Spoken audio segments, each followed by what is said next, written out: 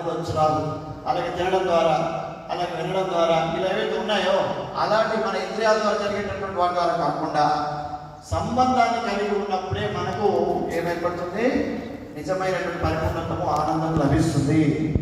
So they are only teaching how to earn money.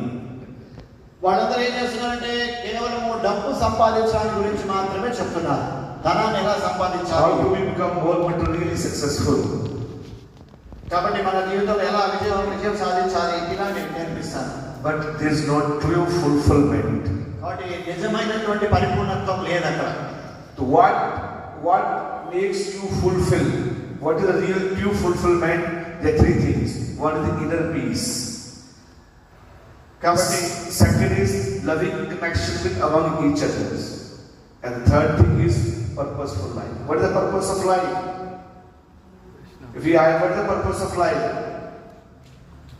కాబట్టి ఇక్కడ నిజమైనటువంటి పరిపూర్ణత ఎప్పుడు వస్తుందంటే అంతర్గతంగా మనం ఆనందంగా ఉన్నప్పుడు, శాంతిగా ఉన్నప్పుడు, అలాగే ప్రేమపూర్వకమైన